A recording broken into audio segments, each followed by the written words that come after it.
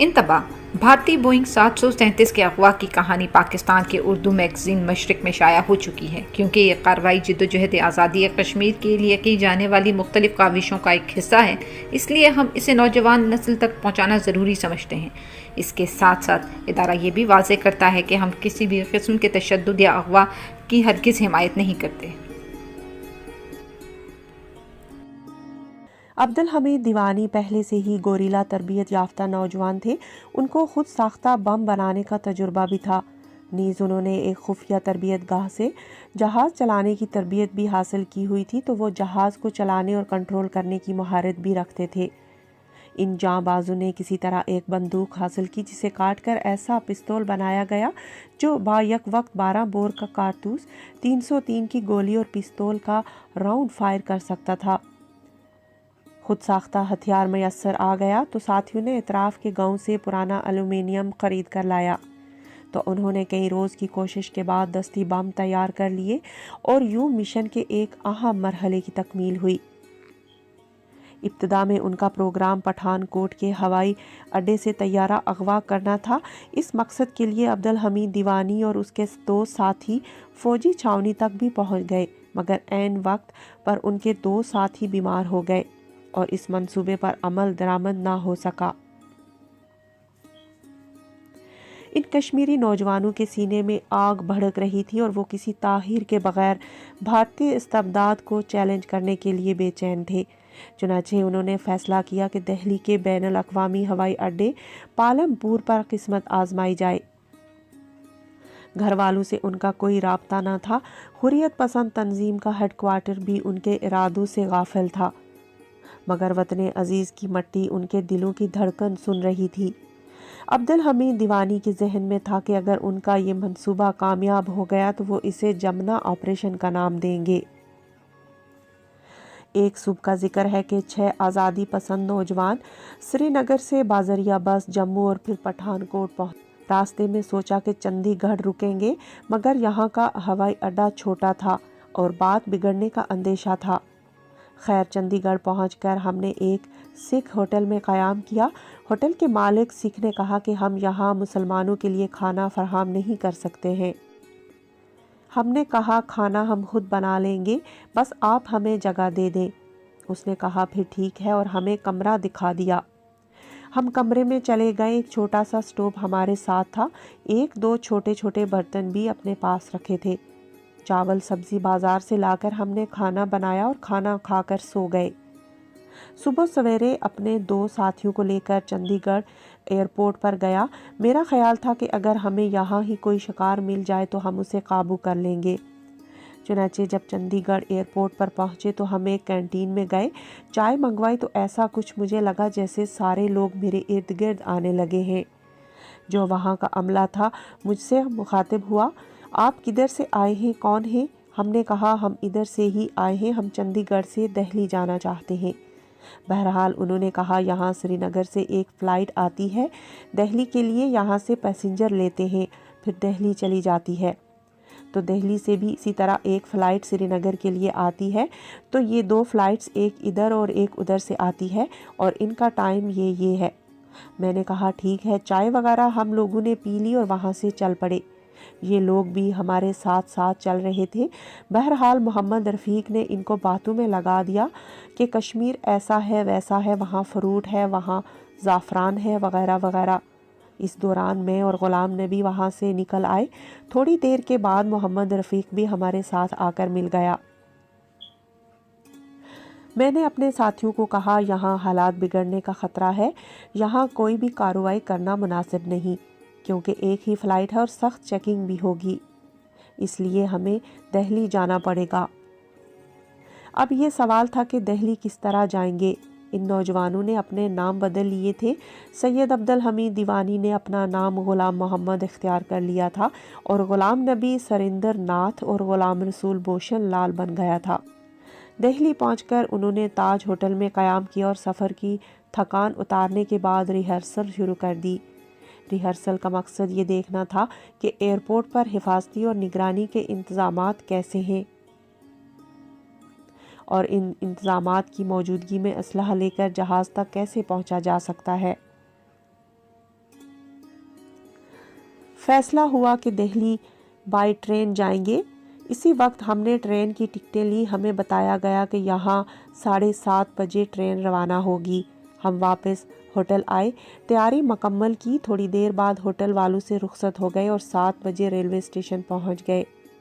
Station पर बहुत ज़्यादा रश था। हर तरह के मुसाफिर प्लेटफार्म पर एक दूसरे से टकराते चल रहे थे। नागवार किस्म की बू हर तरफ फैली हुई थी। ट्रेन आई और लोग शहद की मक्खियों की तरह भिन बनाते हुए ट्रेन की तरफ बढ़े। कोशिश के बावजूद हम ट्रेन के किसी डब्बे के करीब भी ना पहुंच सके तो हमारा खून खोल उठा और गुस्से की हालत में हम स्टेशन मास्टर के कमरे की तरफ बढ़े। इस वक्त ट्रेन आहिस्ता आहिस्ता चल पड़ी और हमें यूँ लग रहा था कि शायद हम किसी और मुसीबत से दो चार होने वाले हैं। स्टेशन सुपरिटेंडेंट के सामने जाते ही मैं गुस्से से फट पड़ा। मैंने बोला, मुल्क में हंगामी हालात हैं और मुसाफिर फिर भी इस तरह के अजाब में मुब्तला हैं। हम लोगों ने कितनी देर पहले टिकटें खरीदी थी और फिर भी ट्रेन में महज बदनज़मी की वजह से हमें जगह नहीं मिल सकी। आप मुझे कंप्लेंट बुक दें, मैं इसमें अपनी शिकायत रिकॉर्ड करना चाहता हूँ। मेरे साथी घबरा के इशारे में मुझे कह रहे थे, ये आप क्या कर रहे हैं? हम किस हाल में हैं, किस मिशन पर जा रहे हैं और आप यहाँ झगड़ा करने पर तुल गए हैं।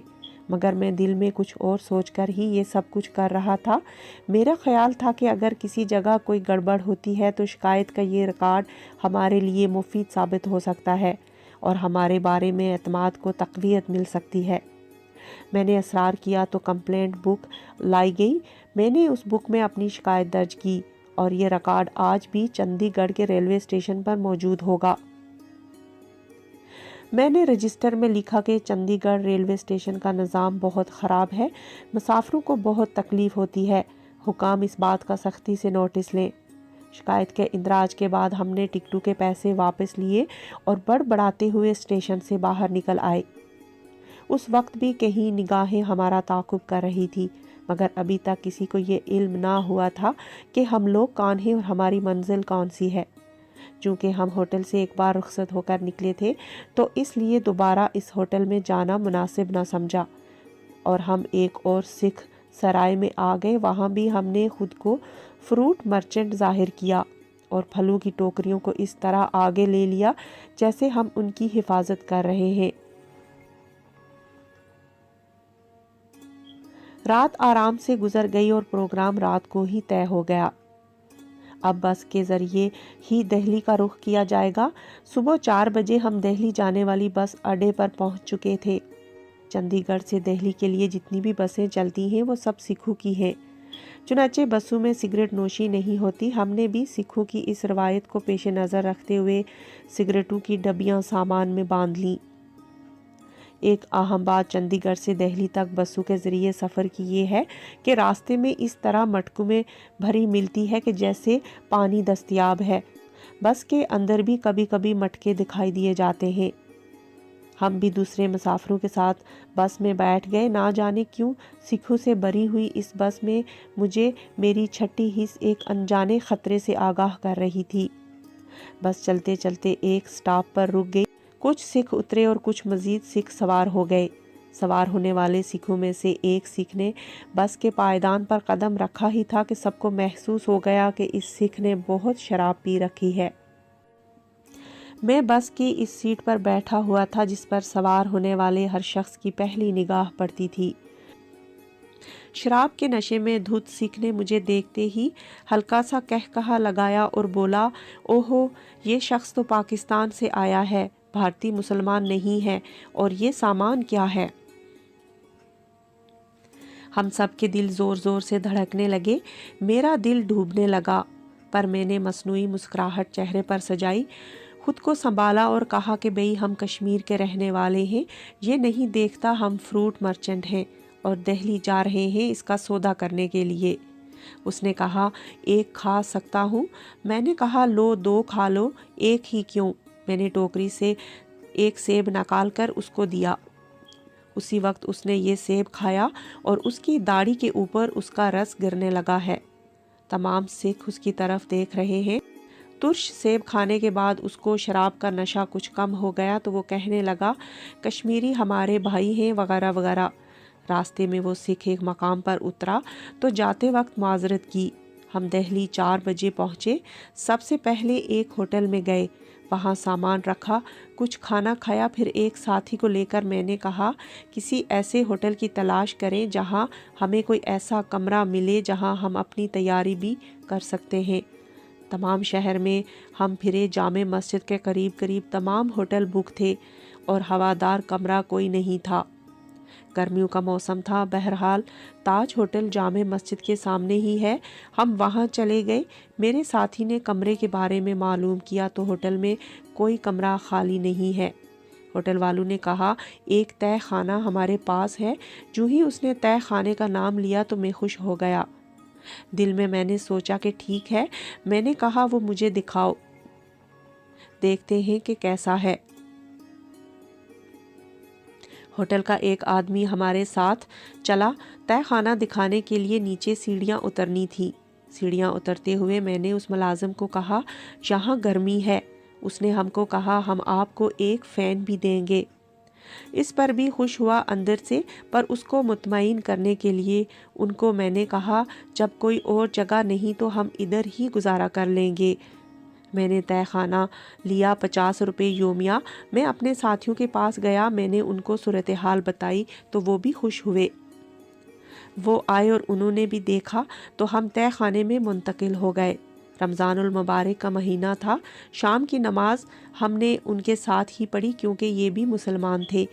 उस सफ़र के दौरान हम बाकायदा बराबर रोज़े रख। जब हम लाहौर एयरपोर्ट पर पहुँचे तब भी हमारा रोज़ा था। होटल पर पहुंचते ही मैंने सोचा, पहले हम एक रिहर्सल कर लेते हैं। जब तक रिहर्सल नहीं होगी हम इस बात को नहीं समझ सकेंगे कि जहाज़ में किन मराहिल से गुजरना होगा और जहाज़ में असलहा कैसे पहुंचाया जा सकता है। मैं खुद एयरपोर्ट पर गया और आगरा की 2 टिकटें ली और मोहम्मद रफ़ीक को साथ लिया। बाकी 4 साथियों को ताज होटल में ही रहने दिया। मैंने कुछ सामान भी साथ रखा था और कुछ बिस्किट के डब्बे और कुछ सिगरेट के डब्बे रखे थे। मैं देखना चाहता था कि किस तरह की तलाशी होगी जहाज़ में और सामान किस तरह जहाज़ में ले जा पाएंगे। कल सुबह 7 बजे की फ़्लाइट हमें मिली। साथियों को बताया कि अगर हम पकड़े गए तो हम एक दूसरे का नाम नहीं लेंगे।